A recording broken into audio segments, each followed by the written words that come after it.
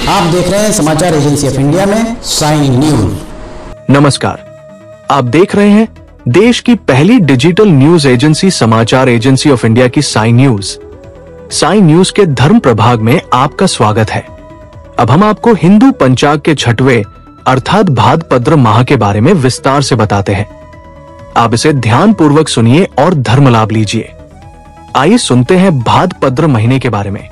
सोमवार से आरंभ हो गया है 30 त्योहारों को अपने दामन में सहेजने वाला भाद्रपद महीना। जानिए भादो माह में क्या करें क्या न करें, क्या खाएं क्या न खाएं। सनातन धर्म के हिंदू कैलेंडर के अनुसार श्रावण महीना के बाद भाद्रपद माह आरंभ हो जाता है। ये छठवां महीना माना जाता है। श्रावण महीना की पूर्णिमा तिथि यानी रक्षाबंधन होते ही भाद्रपद की प्रतिपदा तिथि आरंभ हो जाती है। भाद्रपद को भादो महीना भी कहा जाता है। इसके साथ ही ये चातुर्मास के 4 में से दूसरा माह होता है। भाद्रपद महीना में हिंदू धर्म के अनेक बड़े व्रत त्योहार पड़ते हैं। इस माह में श्री कृष्ण जन्माष्टमी, कजरी तीज, हरतालिका तीज, गणेशोत्सव, अजा एकादशी, ऋषि पंचमी जैसे त्योहार मनाए जाते हैं। इस माह में स्नानदान के साथ साथ ध्यान करना काफी अच्छा माना जाता है। आइए जानते हैं भाद्रपद महीना कब से हो रहा है आरंभ। साथ ही जाने अन्य जानकारियों के बारे में।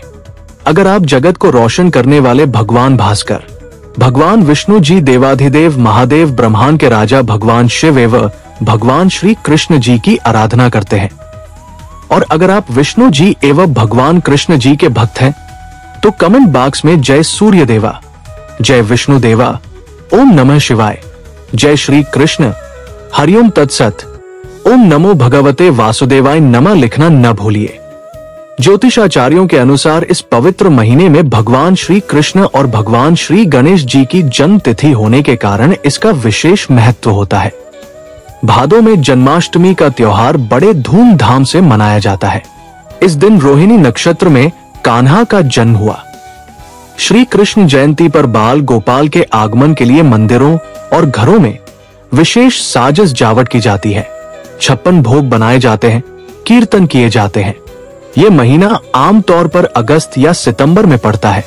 ये विभिन्न धार्मिक अनुष्ठानों और त्योहारों के लिए महत्वपूर्ण है, जिसमें भगवान गणेश को समर्पित गणेश चतुर्थी और भगवान कृष्ण के जन्म का जश्न मनाने वाली कृष्ण जन्माष्टमी शामिल है।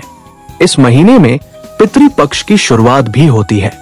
वैसे भाद्र एक संस्कृत शब्द है और इसका अर्थ है कल्याण। इस महीने में भद्रा के जल्दी आने यानी अच्छे परिणाम देने के कारण इसे भाद्र महीना कहा जाता है। ये महीना संयम, व्रत, उपवास, नियम और निष्ठा रखने के लिए जाना जाता है। मान्यताओं के अनुसार ये महीना अपनी गलतियों के प्रायश्चित के लिए सबसे अच्छा माना जाता है। आइए जानते हैं इस महीने में किन नियमों का पालन करना चाहिए और किन नियमों से बचना चाहिए। भाद्रपद महीना 2025 प्रारंभ और समापन तिथि जानिए। हिंदू पंचांग के अनुसार भाद्रपद महीना के कृष्ण पक्ष की प्रतिपदा तिथि 10 अगस्त से आरंभ गया है, जो 7 सितंबर तक चलेगा। इसी दिन भाद्रपद पूर्णिमा है और इस दिन से पितृपक्ष भी आरंभ हो जाएंगे। वैदिक ज्योतिष में भादों का महीना सूर्य के सिंह राशि में प्रवेश के साथ शुरू होता है और आमतौर पर साल का 5वां महीना होता है। इस महीने में गणपति बप्पा का जन्मोत्सव बहुत ही धूमधाम के साथ मनाया जाता है। खासकर महाराष्ट्र में गणेश चतुर्थी का पर्व बहुत ही भव्य रूप से मनाया जाता है। बप्पा का विसर्जन अनंत चतुर्दशी के दिन किया जाता है। मान्यता है कि गणपति बप्पा को इस दिन अपने घर में लाकर विराजमान करने से वे अपने भक्तों के विघ्न बाधाएं दूर करते हैं। विघ्नहर्ता गणेश की स्थापना शुभ मुहूर्त के हिसाब से की जाती है। भादो में जन्माष्टमी का त्योहार बड़े धूमधाम से मनाया जाता है। इस दिन रोहिणी नक्षत्र में कान्हा का जन्म हुआ। श्री कृष्ण जयंती पर बाल गोपाल के आगमन के लिए मंदिरों और घरों में विशेष साज सजावट की जाती है। 56 भोग बनाए जाते हैं, कीर्तन किए जाते हैं। आइए जानते हैं भाद्रपद महीना का महत्व। हिंदू धर्म में भाद्रपद महीना का विशेष महत्व है। इस महीने में भगवान गणेश के साथ साथ श्री कृष्ण ने जन्म लिया था। इसके अलावा इस माह में भगवान शिव की विधिवत पूजा करने का विशेष महत्व है।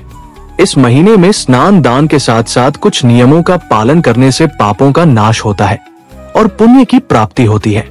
इसके साथ ही जीवन में खुशहाली बनी रहती है। भादो महीना इस वर्ष 10 अगस्त से आरंभ हो गया है और इसके साथ ही एक के बाद एक पावन पर्वों की श्रृंखला भी शुरू हो जाएगी। जन्माष्टमी, हरितालिका तीज, गणेश चतुर्थी जैसे पर्व इस माह को खास बनाते हैं। ये समय केवल धार्मिक दृष्टि से ही नहीं बल्कि सेहत के लिहाज से भी महत्वपूर्ण होता है, क्योंकि ऋतु परिवर्तन के कारण सावधानी बरतना आवश्यक हो जाता है। ऐसे में ये जानना जरूरी हो जाता है कि भादो माह कब तक रहेगा, किन तिथियों पर कौन से पर्व पड़ रहे हैं और उन्हें शास्त्रों के अनुसार कैसे मनाया जाए ताकि देवताओं की कृपा सदैव बनी रहे। आइए इस भाद्रपद महीने में पड़ने वाले त्योहारों के बारे में। 12 अगस्त को कज्जली तीज, सतुआ, बहुला चतुर्थी, संकट चतुर्थी व्रत चंद्रोदय रात्रि 9:07 पर। 14 अगस्त को चांद छठ, 16 अगस्त को श्री कृष्ण जन्माष्टमी नंदोत्सव, कालाष्टमी, दूर्वा अष्टमी, 17 अगस्त को गोगा नवमी, 19 अगस्त को अजा एकादशी, 20 अगस्त को प्रदोष व्रत, गोवत सद्वादशी, 22 अगस्त को महाशिवरात्रि, सिद्ध पितरी अमावस्या, 23 अगस्त को शनैश्चरी अमावस्या, कुशोत्पाटिनी अमावस्या, 25 अगस्त को विश्वकर्मा जयंती, वराह जयंती, 26 अगस्त को हरितालिका तीज, 27 अगस्त को श्री गणेश चतुर्थी, पार्थिव गणेश स्थापना, 28 अगस्त को ऋषि पंचमी, 29 अगस्त को हल छठ, 30 अगस्त को संतान सप्तमी, 31 अगस्त को दुर्गाष्टमी, राधा अष्टमी, महालक्ष्मी व्रतारंभ। इसके उपरांत सितंबर माह में 1 सितंबर को चंद्र नवमी, भागवत सप्ताह प्रारंभ, 2 सितंबर को तेजादशमी, 3 सितंबर को डोल ग्यारस, 4 सितंबर को वामन जयंती, 5 सितंबर को प्रदोष व्रत, 6 सितंबर को अनंत चतुर्दशी, पार्थिव गणेश विसर्जन एवं 7 सितंबर को भागवत सप्ताह पूर्ण, श्राद्ध पक्ष प्रारंभ, पूर्णिमा का श्राद्ध, खग्रास चंद्र ग्रहण का पर्व रहेगा। आइए जानते हैं कि भाद्रपद महीने में किन चीजों का रखे विशेष ध्यान रखना चाहिए। सबसे पहले जानते हैं कि भाद्रपद में क्या करें।